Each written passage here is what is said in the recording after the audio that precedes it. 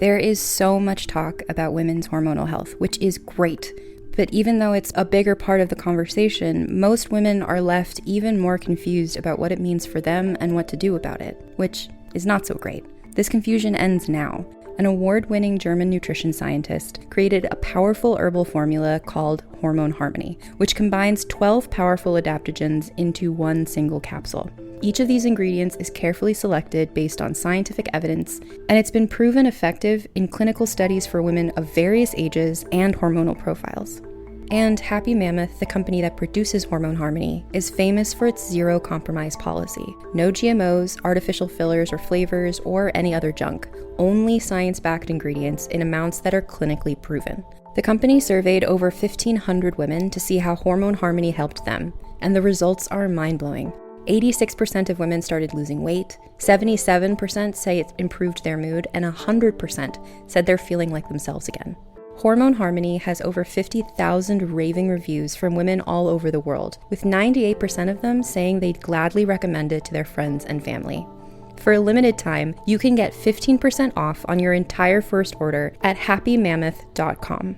Just use the code HAPPYME, HAPPYME, at checkout. That's code HAPPYME at happymammoth.com for 15% off your entire first order.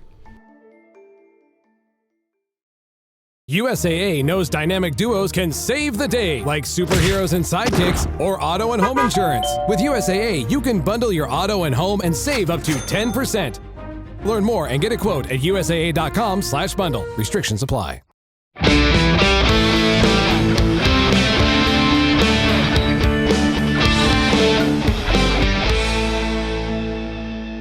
In 2005, two brothers hit the road to fight monsters.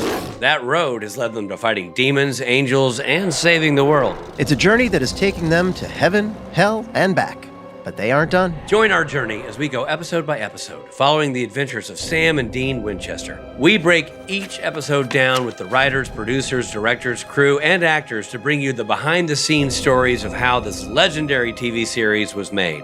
That guy right there, that's Rob Benedict. He played God and Chuck Shirley. Hey, and that guy there, that's Richard Spade Jr. He played Gabriel, Loki, and the Trickster. And P.S., he directed a bunch of episodes, too. Now, while we are insiders, we're also outsiders, because we're not experts. This is our first time watching the entire series, all 327 episodes. Rich and I have met many of the fans at conventions around the world, and we are deepening our understanding of why you all love this series so much. Because it's really good. Yeah, it is. Now listen, there will be spoilers, so consider yourself warned. And thank you for joining us on this trip we call Supernatural Then and Now.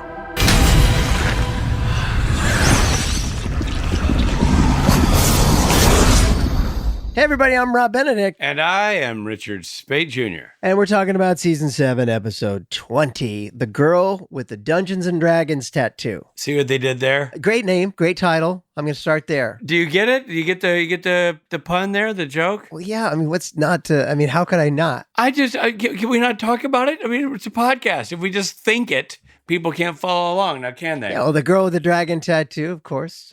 Great book and famous movie. Great book, by the way. Did you read those books? Yeah, that one I did. Oh, dude, I loved those. Did you see the movies? I did. I saw that one.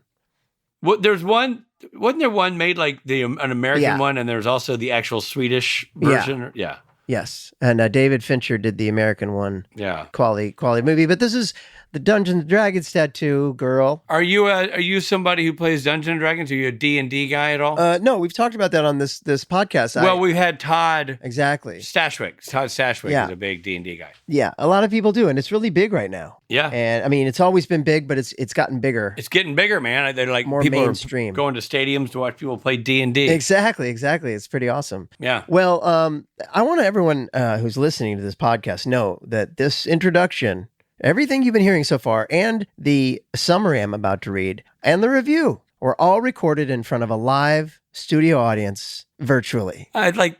I want to do it in front of a live studio audience where there actually is, Me too. The theater seats and the canned laughter the warm up comedian.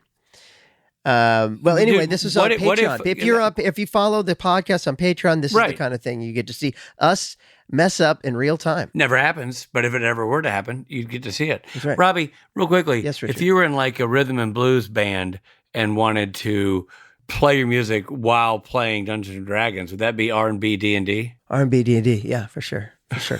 Well, and if it's me doing it, it's RB R&B D&D. Right, but what if I was trying to send you an email about that very topic, and I wanted to like maybe include you, but I was sending it to Steve Hine? Could I also CC RB about RB R&B D&D? Yes, you could. You could also BCC RB about R&B D&D.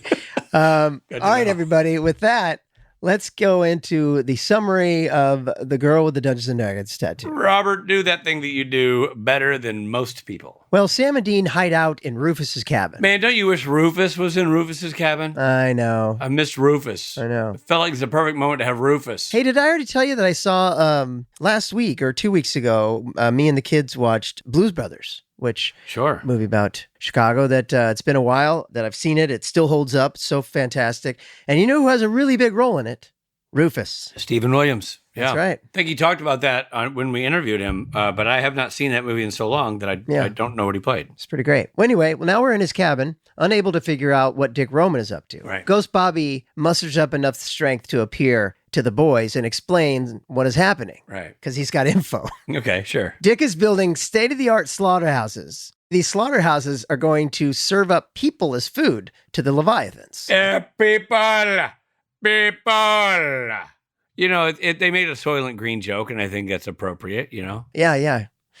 Dick's been building systems to fatten people up, cure them of disease, make them docile, and march them into these meat factories. The boys get an email message from Frank saying that he's now dead and that someone is trying to hack his system to find out info on the boys' current aliases. I didn't get that until just now. So that was like Frank had previously set this sort of, I don't know what you'd call that. Mesh web of... a red flag saying, hey, someone's trying to get into my stuff. Oh, okay. Got it. Right? Well, I knew that Frank had set up this sort of like whole fake Sam and Dean thing. Hid the car, new identities, all that stuff. Right. And you're saying that this is triggered by somebody trying to get into his thing, right? Exactly. His system is able to track it to a person at Richard Roman Enterprises. So someone at RRE is hacking his system, and so they get that email saying, hey, I'm dead, and this is what's happening. Because that's something Frank had set up. You know what I thought was happening when I was watching it in real time? I thought Felicia was sending the email as Frank. Same, but I don't think that's what happened. I think that was like a message from Frank that was like a trigger that was set up. By the way, side note for people listening, a lot of people might not know this. The nickname for Rob's office is also the Meat Factory. So very similar to Dick Slaughterhouse's. Okay, I don't know. We'll see. My office is called Dick Slaughterhouse. That's true. All right, well, then we flash back to earlier. Charlie Bradbury, i.e. Felicia Day, sits at her computer workstation. Well, before that, she dances in the elevator. Yeah, is that not going to be in here? Walking on sunshine. Yeah, she's super cute. She goes in the elevator. She dances, super cute. Yeah, it's they do like sort of. I think Johnny Mac directed the episode, and it's like. That was various Johnny Mac. Squares all over the place. Yeah, which we never really do in Supernatural. No, the late, great Johnny Mac, who was the first AD on Supernatural forever, directed this episode. Very cool. And Robbie Thompson wrote this, and that was a fun little intro bit. Yeah, totally. Well, she's, super charming and... Felicia just takes over the screen. Yeah. The second she's on camera, it's like, boom. And there's a guy that she works with who has a crush on her, that whole thing. And who wouldn't, you know what I mean? Who can blame the guy? Right. So she's sitting at her computer workstation. She transfers funds from a Republican super PAC to an environmental group. And I was surprised by that because I thought for sure she was a hardcore conservative. Yeah, character. no, you'd think. I have a question for you. I have a question for Rob, off topic. Okay. How in God's name did Warner Brothers afford all of that imagery? I saw a Batman mug. She had Princess Leia on her T-shirt. Yeah, and Hermione. Like, what? Yeah. What kind of deal do they make with people? Because it had a Wonder Woman thing, like a bobblehead. I was pretty baffled. I don't know. Yeah, I don't know how you do that. Is all that Warner Brothers? I don't know. And you also go, I mean, I know Star Wars isn't, right? I mean, that's Disney. Right. But was it then? I don't know. Yeah. What it was trippy is the Princess Leia, too, was, Hermione was a clay figure and Batman was a drawing of the wings, but That's Princess Leia. Carrie Fisher, so I'm like, I don't know, how did that work? Yeah, that's true. That's a very good point. Somebody is saying Warner Brothers owns all that IP. Wow, they really just dumped it into this one episode. Because a lot of times, everyone, when you have a T-shirt, whenever you're wearing a T-shirt, it's some made up thing. You can't, everything is trademarked. Yeah. So anyway, her boss Pete calls her into his office where Dick Roman is waiting. How great is James Patrick Stewart? He's so good. Yeah. I like the guy who played Pete too. He just looked like he was shaking in his boots. Yeah. It was a really interesting casting because he seemed like he was petrified. Yeah, and also like smoking in the garage and kind of a greasy dude. He's so Dick is impressed with her hacking abilities and tasks her with breaking into Frank Devereaux's system and finding out what she can about the Winchesters. And of course, such a fan of Kevin McNally. I love his voice all over this thing. Yeah, totally. I saw his name in the credits. I'm like, oh, he's coming back. I'm like, nah, but his voice is there. Yeah. But I just can't say enough about James Patrick Stewart. I mean, you hate him, but he's... No, dude, he is so good in this. He is so good in every episode of this. Yeah. Now that you and I do conventions and we hear a lot of people talk about a lot of things of the 15-year run of this show, I think not enough is said about conversation about James Patrick Stewart. Yeah, for sure. I think he's great. Yeah. So she succeeds in hacking into the Frank Devereaux system, but also discovers a bunch of files about the Leviathans, their intentions, and that Dick Roman is their leader. So she heads to the parking lot to speak with Pete, who's on a smoke break. Yeah. And she just discreetly witnesses Dick ordering a Leviathan to eat Pete, dude, and assume his identity. Eat Pete. Yeah. I mean, that's not, you want to hear 3 Pete. Yep. You want to hear meet Pete. Mm-hmm. But if you're Pete, you don't want to hear eat Pete. No. If you Peter out, you don't want it to be because you're eating. I'm not going anywhere near that. And then you notice, like, when we realized she was watching, Johnny did like this, like, Jaws-esque, Roy Scheider sort of Zolly shot, the widen zoom in, like, yeah, it's cool. Yeah, very, very cool. So she heads home, and when Pete checks on her, she says she had to leave early because of cramps. I thought it was the guy that checked on her, the boyfriend guy who has a crush on her. No, it was Pete, her boss. Pete that checked on her, saying, "Where are you?" Which made it ominous, by the way, because we knew it was Pete. But it's not Pete. It was Eaton Pete. Yeah, I didn't mean her boyfriend, but it's her friend. Right, her like buddy. No, but this is Eaton Pete, who'd been a meaty treat. Okay. So Sam and Dean have arrived at Charlie's home. He tries to fend them off with a fake sword. The brothers use some borax to prove they aren't Leviathan. You know what I didn't like about that, though? How does she know it's borax? They're like, we brought our own borax. We'll test ourselves. You good? No, I'm not. I'll get some borax, thanks. They explain that Frank's system was able to hack her camera, and they quickly bring her up to speed. The brothers convince Charlie to help. After some hacking, Charlie discovers that all the files they need are on Dick's personal server, so they need to go into his office to access it. And what he was going for here with this whole episode is sort of a heistian episode, right? Mm-hmm. So they'll need to go into his office. Charlie agrees to go back inside, but she'll need Sam and Dean's help. They create a fake access card and put one of the security cameras on loop. Unbeknownst to the brothers, Bobby's flask is in Charlie's bag. Oh, no. You know what that means? Bobby's with her. So the boys call to warn her to not lose that flask. And she freezes up. I like the fact that she's just immediately drinks it, too. Very trusting of two random dudes. Yeah. Sam talks her through her anxiety by referencing Hermione from Harry Potter. And it helps. So she makes it to the top floor, but there's a security guard. And Dean talks in her ear to help her flirt her way past him. She's not a great flirter because she's not into guys. But hold on, I was going to say there's something about it's a funny scene that guy. The security guard guy. Yeah, Michael Adamthwaite. Okay, Michael Adamthwaite, who played the security guard. I later cast in an episode Unfinished Business. He played Narfi, one of Loki's sons, one of his Nordic sons. Huh. And then I cast him again in Kung Fu. Really? Dude's a great actor. Oh, you love this guy. Oh, he's fantastic. Wow. Super, super talented. Wow. So I love seeing a much younger version of him in this security guard role. Wow. Well, just for those keeping score at home, what's his name? Michael Adamthwaite. Michael Adamthwaite 2, Rob Benedict 0. Zero. In Richard's fake castings. Typically, I would argue with you, but no, you're right. Thwaite. Wait a minute. Wait a minute. So Charlie's not a great flirter, and so he because she's not into guys, and so he talks her through it in her ear, and it's a very funny scene. It's very Roxanne, which is very what's the play that's based on Roxanne? The talking to the ear. No, it's just based on Cyrano de Bergerac. Yeah, it's not Somebody. it's not Shakespeare. No, that part I said. Did I say Shakespeare? I think I might have. You did. Yeah, sorry, my bad. But nonetheless, it's a classic bit from Cyrano. Used in modern times, but Yes. used really well in this episode. It's funny, yeah. And with her saying, Charlie, stop talking. I like it. She's like, Sammy's been drinking or something, and she's you don't know that bar? Sammy's been drinking. Yeah. Charlie enters Dick's office and accesses his password. While she downloads the files, the guard notices her absence and goes to find her. Bobby moves a door behind the guard, which distracts him long enough for Charlie to avoid being seen.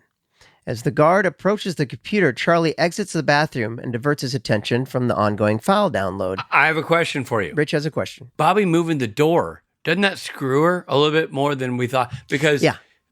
him moving the door turns the guy's attention to Dick's office. Yeah, and all I can think is later on they sort of reference like he's a bit sloppy as a ghost. He's not doing a great job. Oh, okay. Because I was like, he doesn't help. The guy's looking in the women's room. He's going to hang out outside the women's room for a bit. Yeah. But instead, He attracts her attention to the office. Yeah, I didn't think that was great. I think he's being a sloppy ghost.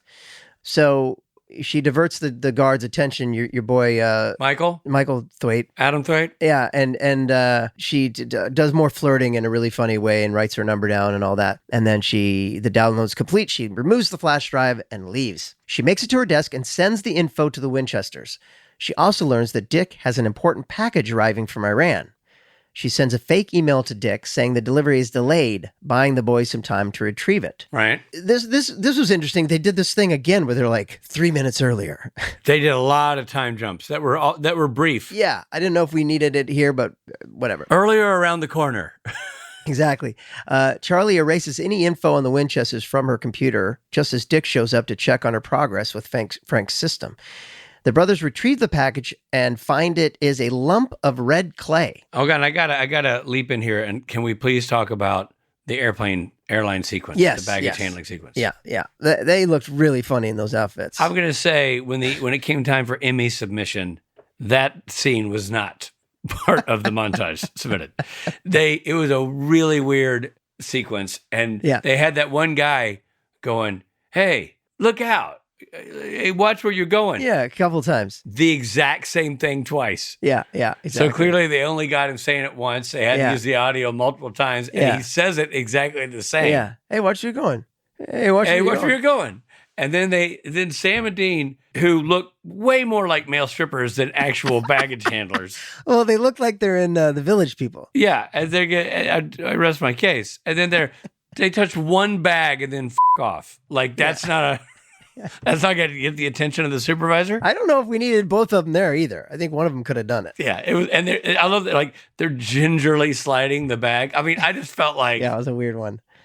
That was a bit, yeah. a documentary. It wasn't. How did they make it out there? How did that all? I felt like the movie. It brought back flashbacks to the movie Fletch, which felt way more grounded from an airline maintenance standpoint. Yeah. Plus, it just Jared in that outfit was really hilarious because Jared's look right now is funny. He's got long burns, The pointiest sideburns of all time. and he even said that he's like, "What's up with my sideburns?" Take an eye out. Well, the brothers retrieve the package and find it's a lump of red clay. I love Jensen as they're walking away. He takes off his safety goggles. Yeah. There's the big reveal. Yeah, exactly. Meanwhile, the brothers have switched out Dick's package for a suitcase with a borax bomb.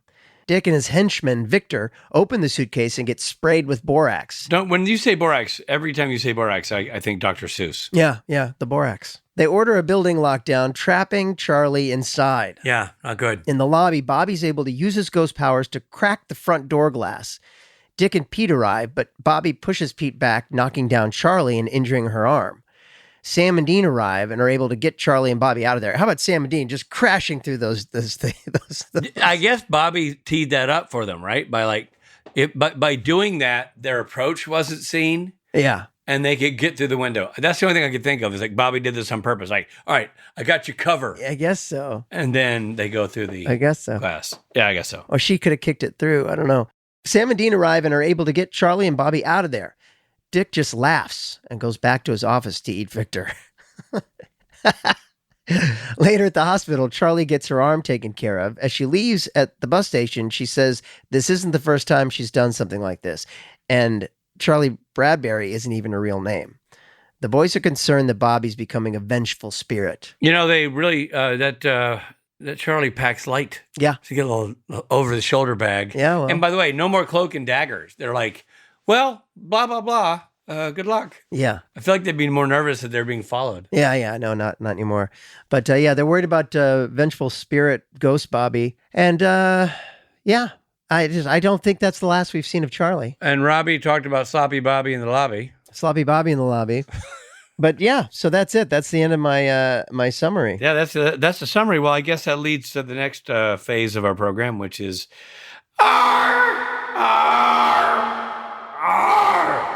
Rob and Rich. Ratings. I really loved the episode. I thought it was really, really good. Oh, sure. A very lighthearted, flippant kind of joyride. You know what I mean? Yeah, but we really moved the plot of the season along. Yeah. James Patrick Stewart does a good job, and Felicia Day is amazing. She takes over the screen, and honestly, James Patrick Stewart is also so great. Yeah, they're great together. Those scenes are great together. The kid who comes in and has one scene as her smitten coworker is great. Yeah, like everybody in this episode is great. You know, everybody does a great job. I also feel like the effects of the Leviathan have gotten better. Yeah. When they pop up and eat, Pete gets eaten. Yeah, eating Pete. When the one guy turned into Pete and we had two Petes. Yeah. Two Petes. That was a cool effect. Yeah.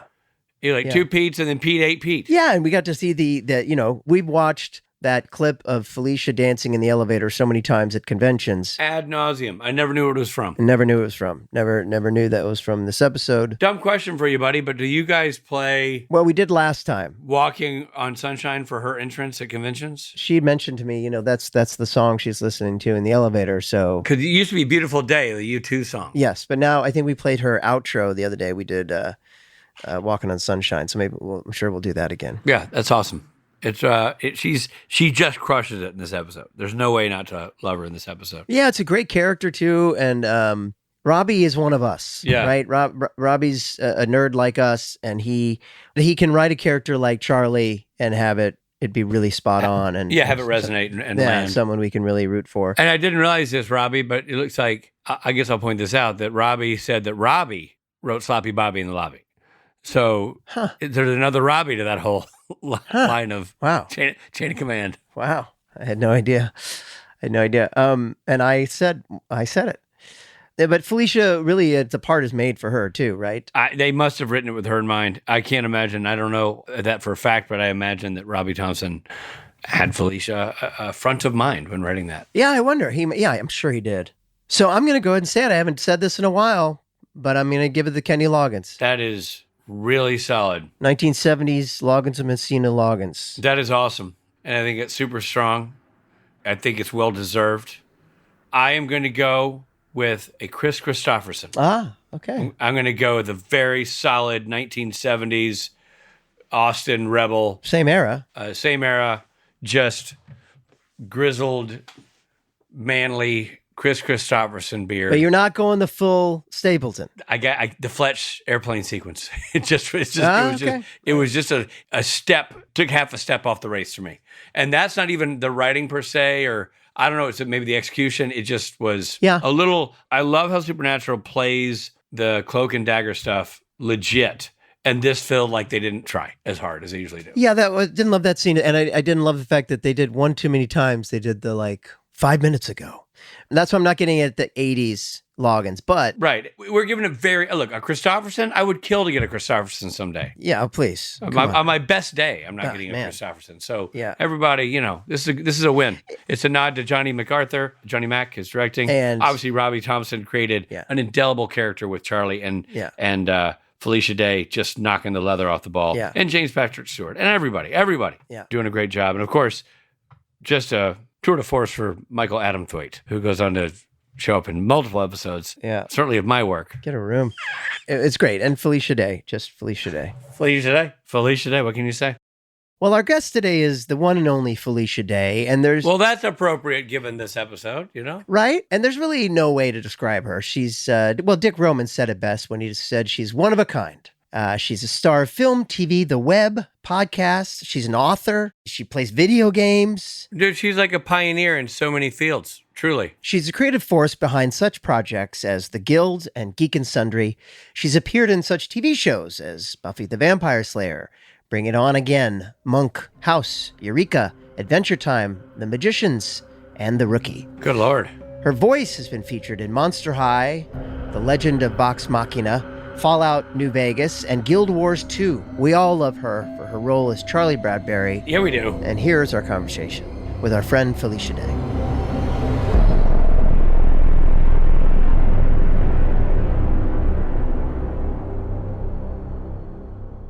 Felicia Day, thank you so much for joining us. It's so great to see this episode, which we've heard a lot about, and we've seen clips of you dancing in the elevator. Oh, so many clips. But we've never seen it in context. We just saw it for the first time. You did? And what were your impressions? Were you like, bring that girl back? Or you were like, oh no. Man, it pains me to say this because I know it'll go right to your head, but you light up the screen. Yeah. It's great. You do a great Aw, job. Thank you. Truly, and you are, we were going back and forth, and I don't know, I haven't asked Robbie Thompson if this was written for you, but it sure feels like it was. It was written for a Felicia Day Type. Well, Is that right? Yeah, and Sarah Gamble, the showrunner, was like, well, why don't we try to get her? And he was like, really? perfect. That's amazing. So that's how I got that role. And it's very strange because I would be very angry if somebody else played a Felicia Day Type and they hadn't asked me, right? Right. And you hadn't had the option of... Listen, I've auditioned for a Felicia Day Type in voiceover and they didn't want me, so it's happened. That happened to another buddy of mine. Like he auditioned for the Jimmy Matteo type and didn't get it. He's like, but. Unreal. Yeah. Anyway, that to say, you're great, man, and you're great from the second you come on the screen. It's they gave you a great intro cinematically, but you really grab it with both hands. It's awesome. Thank you. You know, it was weird because that was my first day on set. And the guys weren't there. It was just me alone working for a whole day. And so it kind Sounds like a dream. It kind of felt like it was just my set. Your show, yeah. It was my show. I'm like, oh, I have a show now. Hey, this is Jeffrey Dean Morgan. We are going to take a quick break.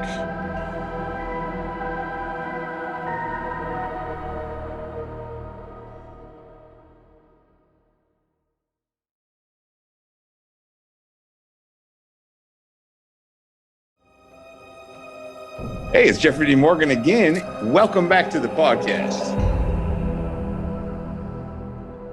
So when you first, they offer you the role to Felicia Day Type, and then when you first read the script, did it bounce right off? You're like, oh my God, this is... Well, I got the offer in, I think we shot in March of 2012. I was literally about to launch my company, Geek and Sundry, which is a digital YouTube company that turned into other media. I was literally launching it a week after this was supposed to wrap. So there was no way I could do this job. And so I was like, I can't do this. I can't leave the country when I'm about to launch my own company. I've been working like 20 hours a day for months. And I was like, I can't leave everybody to do this. And then I read the script and I was like, well, nobody else can play this part. A. B, they're in season 7. They're going to get canceled this season. So I need to do this and be on the show before it's over. Honey. And that's exactly why I did it. What a prescient prediction that was. Not. Wow. Amazing. And did you have a instant connection with the character? Were you like, Oh, yeah. I was just like, how is this so me? How is this the most perfect part I've ever read? It's so rare. And I think every single time I do a convention, I meet so many, especially young girls. And I'm just like looking at them like, you love Charlie. And that is such a privilege and a flattering thing. And I'm so sad you don't have more characters like this to admire and be inspired by, because it isn't out there.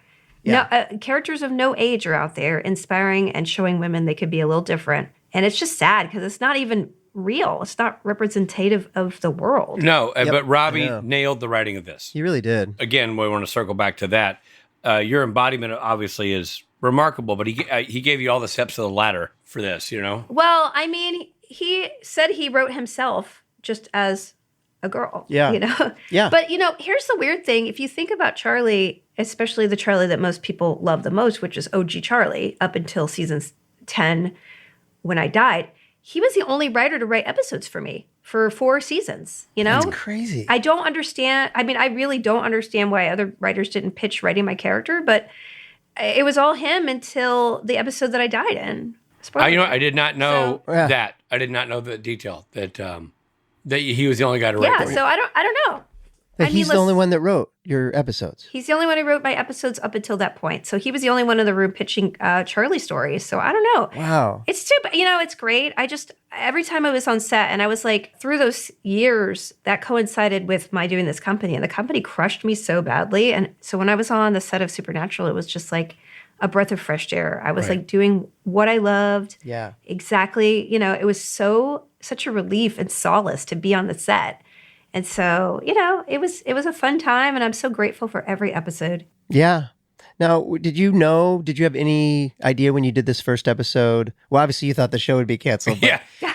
did you ever think that you maybe if it kept going that you'd come back? I mean, I think I had no idea, and I think they told me it was supposed to be 1 episode only. Mm-hmm. And they just kept writing me. I think they brought me back because they liked me. Mm-hmm. Thank goodness, or the audience liked me. Mm-hmm. I'm both. I didn't know that I would come back, but when I was playing the character, I'd never played a character that felt so personal and Mm-hmm. and it felt just right, Yeah. So it was a dream. It is a remarkably well-received character in so much as Rob and I hadn't seen it and weren't familiar with season 7, and we still knew about Charlie Bradbury. Like that was a character that was just that rose above the season itself.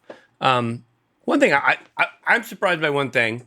I'm not surprised they brought you back, but now having seen the episode, I'm surprised they brought you back under the name Charlie Bradbury, because you make a comment about like that's not my name, and you're going underground. So I'm like, I'm surprised they didn't just like reinvent her identity, name-wise at least, at some point. But Well, and you just got to watch the future episodes. Yeah, I can't wait. I really don't. Yeah, I really have no idea. Nor do I. I know what happens to you way down the road because I directed you, but that was way, way down. Oh, yeah. You're such a good director. Thank you. Rob. I'm just kidding. Last time I saw Rich, I accidentally called him Rob. Happens all the and time. He will never let me forget it. And it's like... No, that's not true. Rob gets called Rich. I get called Rob. We've actually joked that sometimes it comes like, hand me a Loudon Swain CD to sign. I'm like, absolutely. I just don't even bat an eye. Listen, I did a Microsoft speech thing one time, and I did a signing afterwards, and a guy came up to me and was like, my wife is going to be so happy.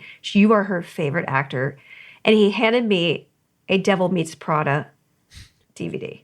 And I was like, I'm not Emily Blunt. Emily Blunt. Oh my God. But I just signed it anyway. I was like, I don't know, man. Path of least resistance, Sometimes just I did. make the wife happy. Oh, yeah. That's my motto. Is there a pop culture reference that Charlie uses that really speaks to you? Oh, boy. I mean, despite how horrendous the creator of Harry Potter is, I do love the Hermione references because I just love Hermione as a character. Yeah. Even though, spoiler alert, she never should have ended up with Ron. Right. I mean, it's disgusting. Right. Should she have ended up with Harry? Yes, Right. I think so. Yeah. I feel like we went from like That's just the my Harry opinion. Potter to the cast of Friends. All of a sudden, we're like, Well, I never liked any of the Rachel Ross stuff, okay? I was not a fan. there we go. Finally, now the truth comes out. Exactly. Rich and I were saying it took us a minute because how do they get clearance on all those things? Dude, I had no, there was so much IP in your episode. Like a Star Wars Warner Brothers? Do they have to clear everything? Yeah, if it's on camera, they got to clear it. Carrie Fisher's t-shirt you're wearing, Batman mug the guy's carrying, Hermione little statuette. Hermione.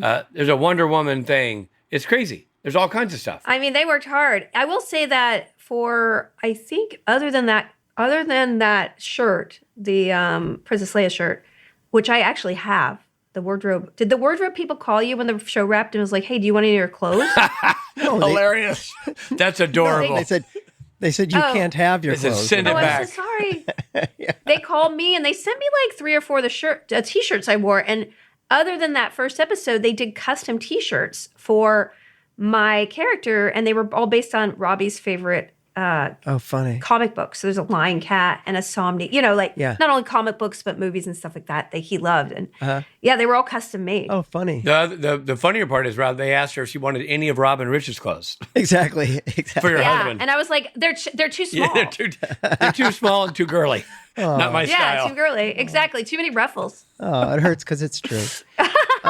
Did you know the show? I did know the show. I was from Buffy, right? So like Right. I think Supernatural is the show that most resembles Buffy in like not only fandom but just vibe. Yeah, that makes Totally. sense. You know, like I think the show started when Buffy ended. Yeah. Right? Wasn't it 2004? Yeah, it was right around that time. Right Around that time. Yeah. So like it was always that show that I was like, oh, this continues because I love being on Buffy and I love genre and I love belonging to this world where fans kind of were in it with me, you know? That's always what I've wanted to do. Like every time I get an audition for some weird procedural or really dumb multicam, I'm like, all right, but it should have a werewolf. Yeah, totally. Sadly, I don't get a lot of auditions for the genre stuff, but you know, it's just what I love doing. And so Supernatural was always on my radar. And I had been going back and forth doing Eureka for like a year and a half before. And Eureka ended right at the end of 2011. So like it was almost like I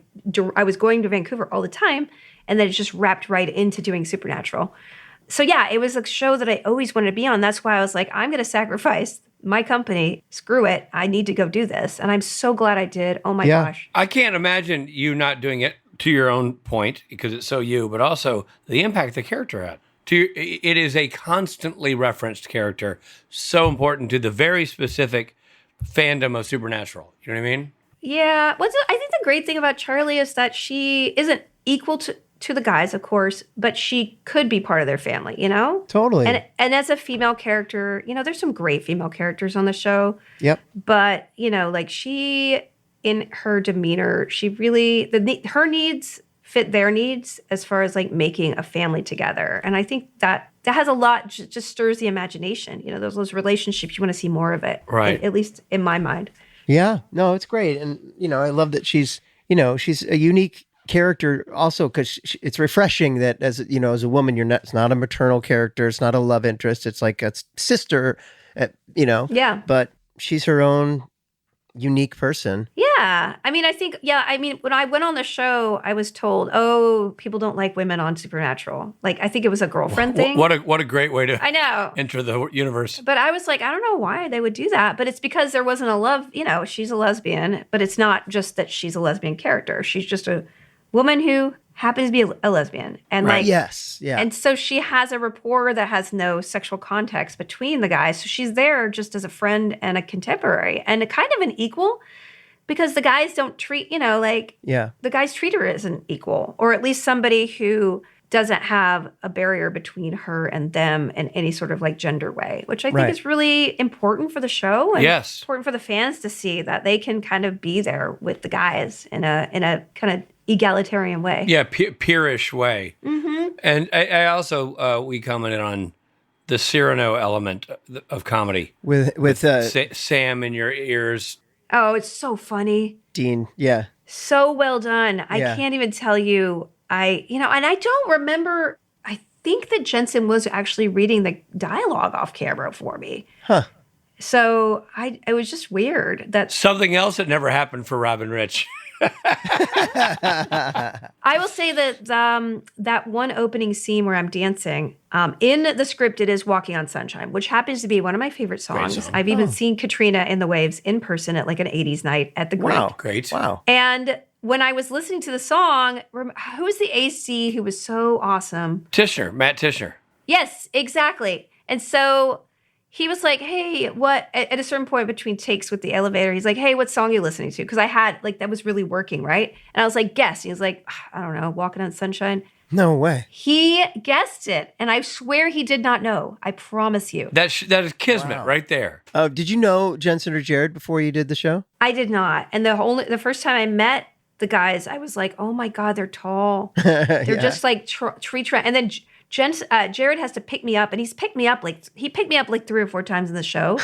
But I just remember I was like, he's deadlifting me, and it's like I'm a tiny little feather. Yeah. I was like, I'm so far off the ground right now. I'm kind of surprised you guys hadn't met, to be totally honest, because you were also a known persona at that universe. Yeah, I might have. I don't know. It was weird that I didn't run into them at any Comic-Con parties, right.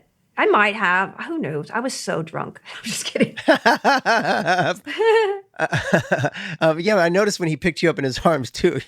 He almost just sort of swings you up, like you could be, you weighed 20 pounds. You're just like, I know.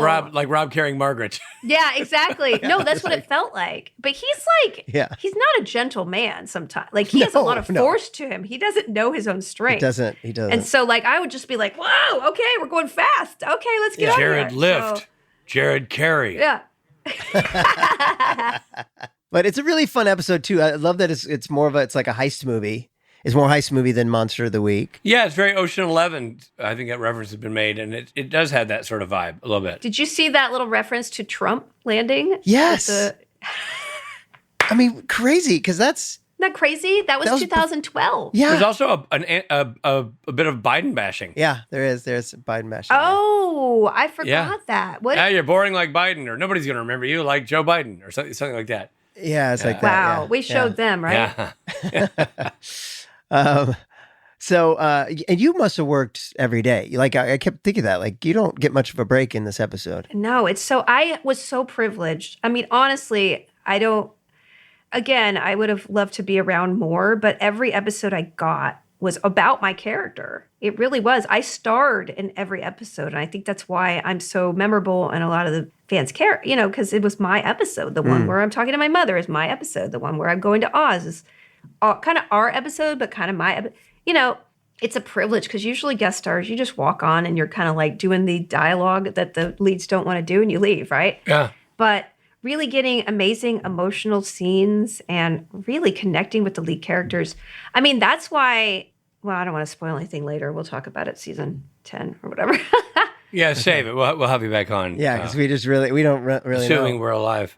Yeah, it is really cool because when they brought your character in, it's not underused. No. I mean, it's such, there's nothing worse than having just like one or two lines in a scene. Like I just fall asleep and I miss my cues. But like when I have like reams of dialogue, I'm like, great, let's go. 100%. I because if you're out of town and doing somebody else's show, otherwise you're just sitting on your hands doing like, what am I supposed to do? I'm in a hotel. Like, I'd rather be there doing something. I know. Do you have one moment or an event or anything from your filming of this episode in particular that stands out as like cool or fun? Wow. I just remember that first day. Johnny Mac was so wonderful as the director. And I just felt like everyone was so kind. And I was so nervous because, I usually did my own thing, right? And like I get first day jitters all the time. And so I just remember how kind everybody was and thinking, hey, this must be these guys that make such a kind set. And they really do, because I've been on a lot of sets. Guest star, just dropping it. Like, most of them are not that fun. No, they are not. I will be honest with you. It is like, the writing is not, I haven't done a lot. I've done a bunch of indie stuff, but I haven't really done any big stuff since. And it's not because I have like, no to everything, but it is a sad thing when I'm just like, there's one role only that I'm like, I wish I had done that. And it was the one genre thing I've ever gotten in the last like 4 years. Wow. Yeah. So, I mean, it is a testament because the schedule is wild and what the guys, how they work is just not inhumane in a way. And how many hours you're working every day. And for them to keep their spirits up and like be so generous to everybody down the line, it really is rare. And I think that's why the show, like, is special. I agree. Yeah, absolutely it is. What about with that last scene? Did you have, that was a very stunt heavy, a lot of action in that last scene where you break your arm. I mean, yeah, I get to do a lot of stuff, but I'd done lots of stunts on Buffy and some on Eureka. Like, I had done stunts, so I really liked flinging myself around. I was a dancer when I'm not Ruth level, but I was a dancer when I was a teenager. And so it's always fun to like do something physical. And also you just get out of your head, like you forget that you're acting if you're doing something physical. Yeah. For the last scene, I'll tell a story. Like when I'm leaving and I do the Spock thing, which is like, first, when I did it, they were like, hey, can you do it with the other hand because it looks better? And I could not do the Spock thing with my left hand. So I had to practice so hard. And I was so nervous in my trailer. So I basically just prepped it, put it behind my back, and like had it preset That's genius. to say Oh my God. my other story. And I didn't remember this except actually I was just at Monopoly event in London, and there was a guest who had great glasses on, and she was like, I loved your glasses in that first episode.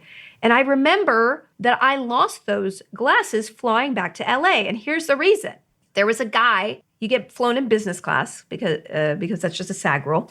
Nowadays, I don't know if they have to do it still to Vancouver, but at the time they had to fly in business class. And I was in business class with this guy who would not stop hitting on me. And he was like, I work with Leonardo DiCaprio. I do like his tiger chair. He would not. I was like, and I was like, I'm on my computer. So in my rush to leave and get away from this guy, I left my glasses On the plane. on the plane. So that those glasses never starred in Supernatural or anywhere else again. A bummer. And by the way, somewhere there's a guy going, she was so into me, she left her glasses behind, forcing me to track her down. And I'm still looking. Now, were those your glasses? Yeah, they were my glasses.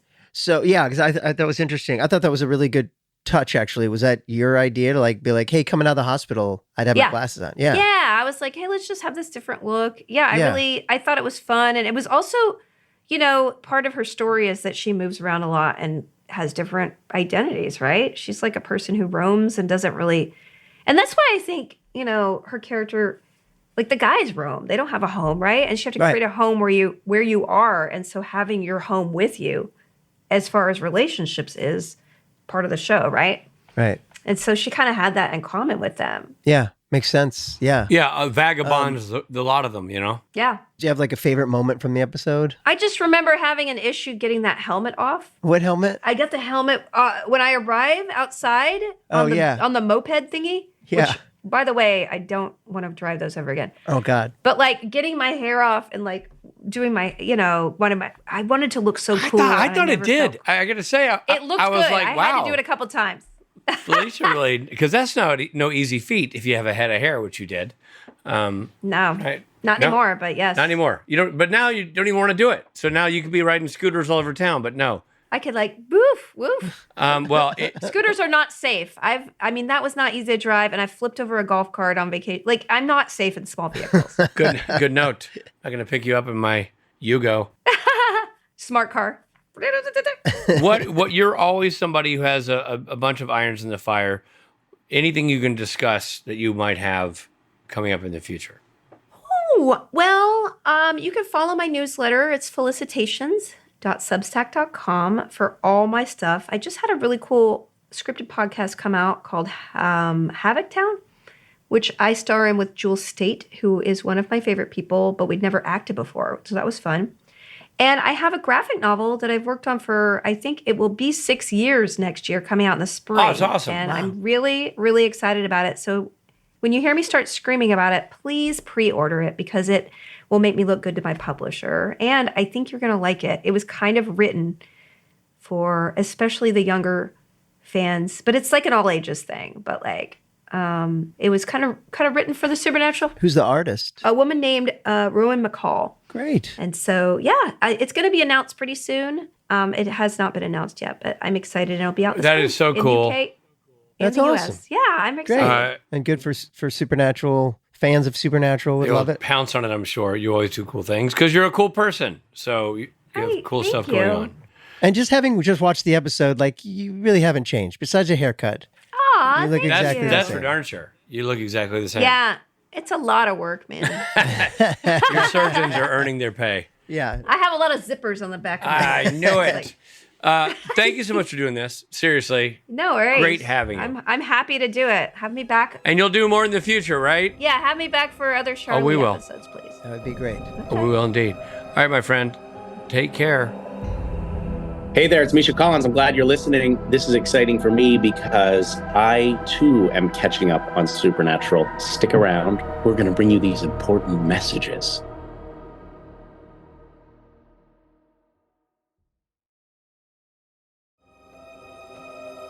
Hey, guess what? We're back. Dude. Felicia. I mean, she's such a powerhouse and has done so many things so well. And again, I used the term pioneer in the intro. I'll use it part of the outro. She just is. She was well known in a universe that wasn't well known to me, like the web space and all that, way before it was a known thing. She was a known entity in it, and I think she's just an impressive person. Yeah, she certainly is. And a damn fine actress. Yep, and this part is just really tailor-made for her. Yep, indeed. Agreed. Well, shall we? All right, I guess it is that time, right, Robbie? Right, Richard. Mythology! Mythology! Sam and Dean are concerned that Bobby's becoming a vengeful spirit. Vengeful spirits are not only one of the most reoccurring spirits in Supernatural, but are some of the most common kinds of ghosts found across cultures of the world. Let's take a journey across the world, shall we, Rich? Shall we? Cue vengeful music now. Now, here are a few that haven't appeared in Supernatural, yet we don't know for sure. Wait, what do you mean we don't know for sure? It says here are a few that haven't appeared in Supernatural. Well, maybe they have. Then we do know for sure. Well, maybe they have in the next 18 seasons. They might yet. Oh, I get it. Right. So far, they haven't. All right, I get it. Exactly. Churel or Churl from South Asia, a vengeful spirit of a woman who died after being mistreated by her family or during childbirth. She often returns in the form of a hideous old woman, but can disguise herself as a beautiful young lady to lure men, draining their vitality until they wither away. I'm on her side. Wait. She was mistreated. We're picking sides? I didn't know. Yeah. Oh, I thought that was what the game was. I'll take vengeful woman for a block wink. Yeah, the dying in childbirth seems a little like it just might have accidentally happened. I don't know if that's a reason to get. Yeah, but still, it's only women are sort of, saddled with that. Yeah, but if you're going to be vengeful, shouldn't you be vengeful towards only doctors and babies? Nah, men deserve it. Now, I know you're always talking about Lady Morning and Lady Evening. Well, I'm a big fan of Slavic folklore. You know that. But Slavic folklore will have you look at Lady Midday, also called Poludnica. Or Lunch. Poludnica. Lady Lunch, we call her. You like Lady Midday drinking. Lady Midday, take the edge off? Yeah. Poludnica, and she appears in fields at noon, punishing farmers who overwork or disrespect the land. That's why I refuse to work after noon. That's right. That's true. Often depicted as a tall woman in white, she could cause heat strokes, madness, or even death, making her both a protective and vengeful spirit. This definitely sounds like a spirit created by men who were sick of working the fields. Totally. At high noon. Totally. It was Lady Midday. Lady Midday Day. Honey, I would have stayed out there, but Lady Midday, hot on my trail. Chindi from the Navajo people. It is the miasma, which means aura, left behind after a person dies, believed to leave the body with the deceased's last breath. That's breath, Rob. Breath. It is everything that was negative about the person's life. Pain, fear, anger, disappointment, dissatisfaction, resentment, rejection, and chronic halitosis as the residue that man has been unable to bring into universal harmony. Okay. Evidence of Chindi are dust devils in the desert sand. Okay. That explains dust devils. That's a reach. Now I get it. Didn't make any sense. But you know what? Let's not rest there because there's more. Let's not. No. Yes, there are things that are coming up. Let's do it. And they're fun. Oh. And they're factual. And what do they call them? Fun facts! Fun facts! Fun facts! Fun facts! Fun. The title of the episode is a play on the name of the book series The Girl with a Dragon Tattoo by Stieg Larsson. I told you, you didn't believe me. Well, I actually did agree with you. It was adapted into a film in 2011. Stig! Directed by David Fincher. I wonder if they call his mother Stigma. Yeah, Stigma. Yeah. And Stigpa, his dad. Charlie walks into work listening to Walking on Sunshine by Katrina and the Waves. Christian Bale does that same thing as Patrick Bateman in American Psycho in 1991. And so does Michael J. Fox in Secret of My Success in 1987. So I forgot. Kudos to whoever wrote the song Walking on Sunshine, Katrina, or One of the Waves, or any combo, because they are cashing in big time. Yeah. By the way, speaking of Christian Bale in American Psycho, James Patrick Stewart reminds me so much of Christian Bale. Probably on purpose, right? I mean, in American Psycho. Yeah, it feels like he's kind of playing that character. But yeah, it really, when I first met the guy, I was like, oh man, he reminds me of Christian Bale. But I hadn't seen his work on the show yet. And now it all comes together. Yeah, I love it. You're next. Go. Writer Robbie Thompson said that Charlie Bradbury's name, which is an alias, is a combination of Charlene Magoo, the pyrokinetic girl from Stephen King's Firestarter, and science fiction writer Ray Bradbury. I pictured Ray Bradbury. I got the Ray Bradbury part. I did not link. But Charlene Magoo, I did not. No, I didn't connect the first part of her name to Firestarter. Yeah. But now I know. Interesting. And you're gonna say who played Charlene McGee in the movie? The young girl, Drew Barrymore. Drew Barrymore. What'd they call that movie? All right, Firestarter. I remember that. Never saw it though. I don't think I saw it either. Charlie's apartment number is 237.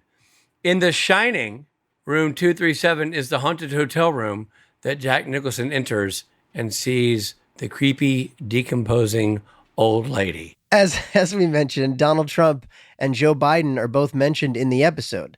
Biden verbally and Trump in one of the emails Charlie is weird. reading. I don't like it. Yeah. It's wild. Very unsettling. That's the scariest part of the episode. It really is. It really is.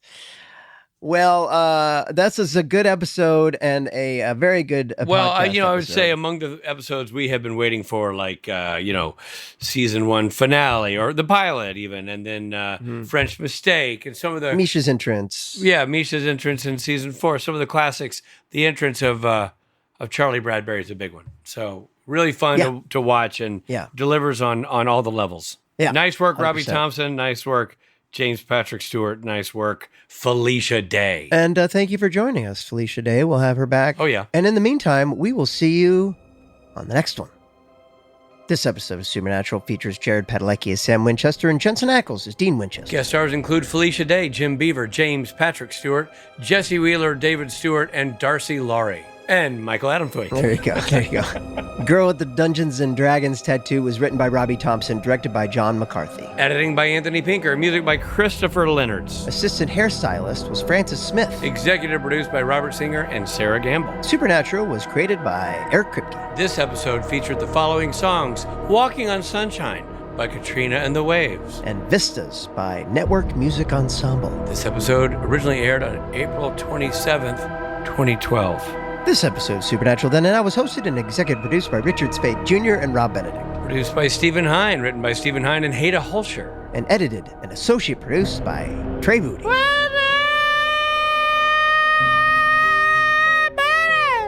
Music provided by Tim Wynn. This episode was recorded with the help of Sonic Fuel Studios. This podcast is from Story Mill Media. Follow the podcast on Instagram and TikTok at SPN Then and Now. Become a member of the podcast to get early access, chat rooms with other podcast fans, and video interviews at patreon.com/SPN Then and Now.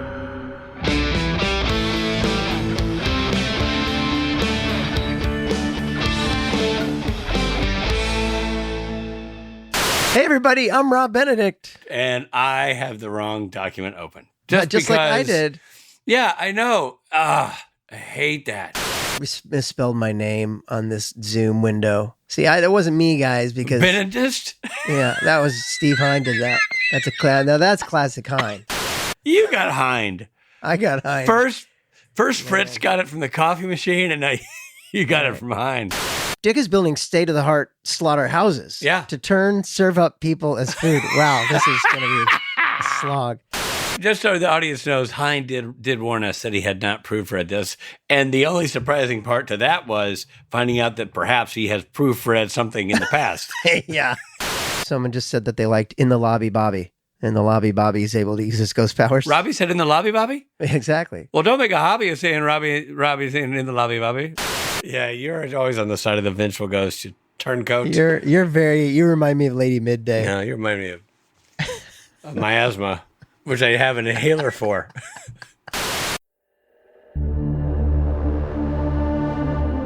Story Mill Media.